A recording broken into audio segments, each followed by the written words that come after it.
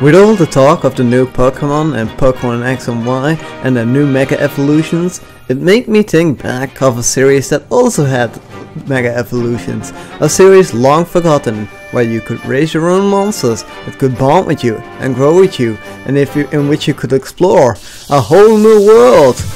A Digimon world.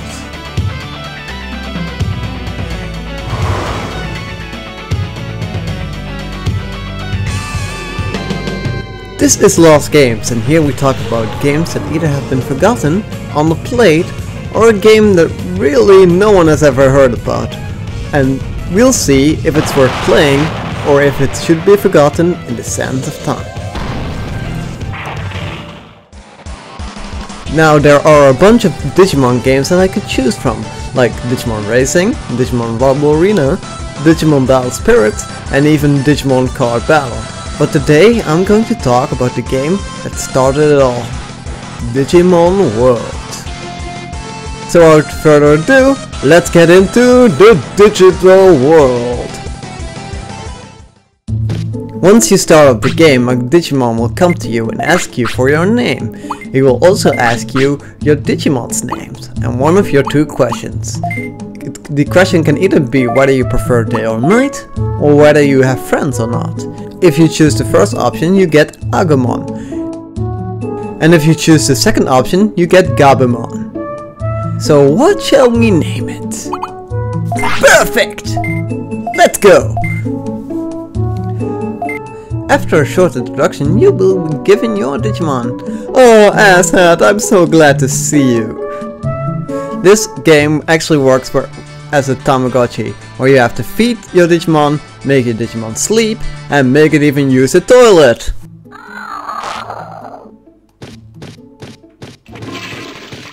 Yay! And of course, you can battle with it. Oh yeah, time to get into action!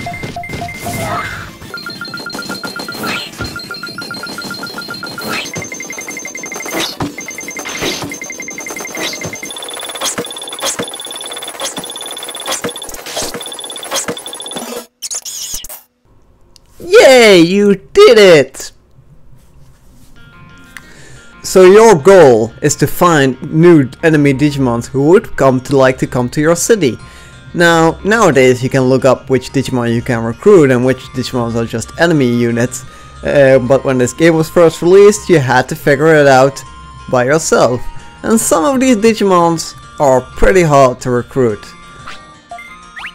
So let's say you had your Digimon for a while, you battled some Digimon, you trained at the gym, maybe even cleared the drill tunnel. After 3 days, it's finally time. It's time to Digivolve! Oh boy, I wonder what's going to be. I bet it's going to be awesome!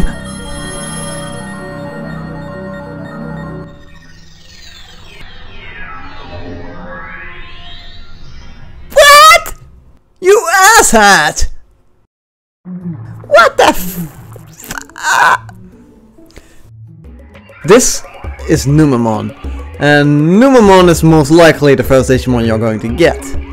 And why, you may ask? Well, there are two ways to get Numemon. One is by shitting all over the place. In that case, they make a great meal for Numemon. Ew! And the other way is by not training your Digimon enough.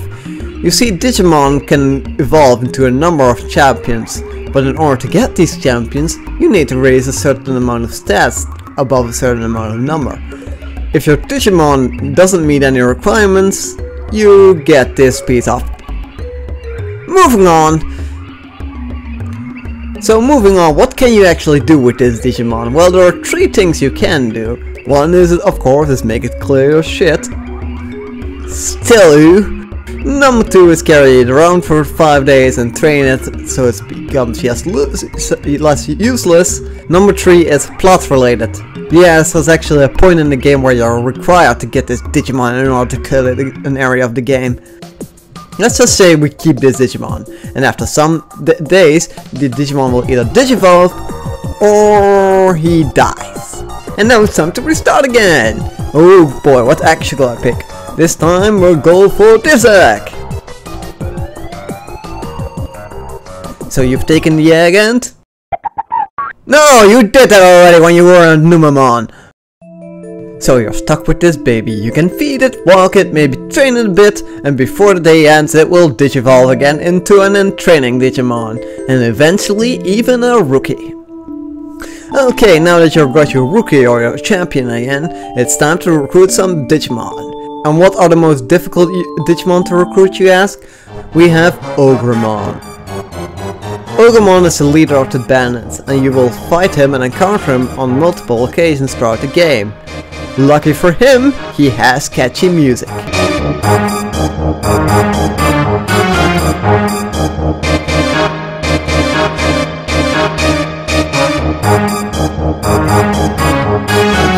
And once you recruit him, what does he do?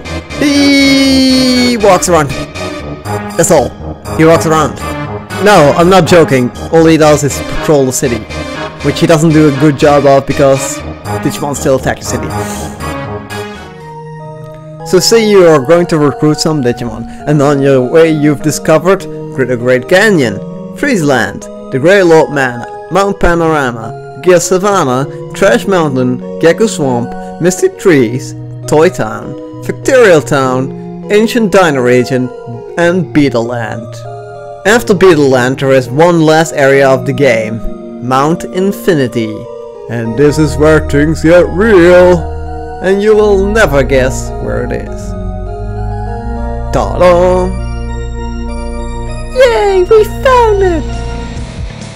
Okay, let's get into this. I won't spoil anything about the final area of the game, but I will say you can recruit most Digimon there that you fight.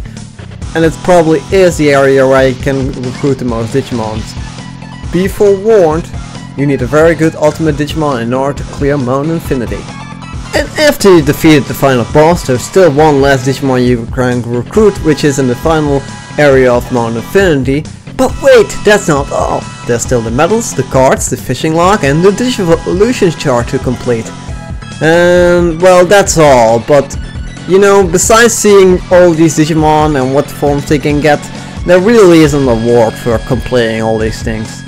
This game is like Pokemon. Even though you finish it, it's never really finished. You can raise your Digimon and you can still battle and can still find challenging opponents if you look for them. So in a way, this game never ends. So in the end, is the game worth running? In my opinion, yes. All in all, the game has held up well. Even though it has lots of glitches, it has some translation errors, and the graphics really haven't aged well. The gameplay is still good and it's still solid, and by effect of sheer nostalgia alone, it makes you want to play this game. The only down points of this game is that you need to know a lot in order to get good Digimon or get good ultimate Digimons, and the time you waste, because believe me, one day in this game goes by as slow as a day in Majora's Mask with the inverted Song of Time on. But nowadays, with a lot of help of the internet, you can find a lot more about this game. And this game is probably the most remembered Digimon game out there. But as time progresses, more and more people forget about a game like this. And slowly but surely Digimon is forgotten as well. Even if you don't intend to finish the game, I do however recommend you try it, just to experience the battle alongside the creature you've raised with care. And to be honest, seeing the walking Digimons attacking each other for me is more satisfying than the steel battle system that Pokemon has had for so many years. This has been Lost Games, and I hope you enjoyed the video.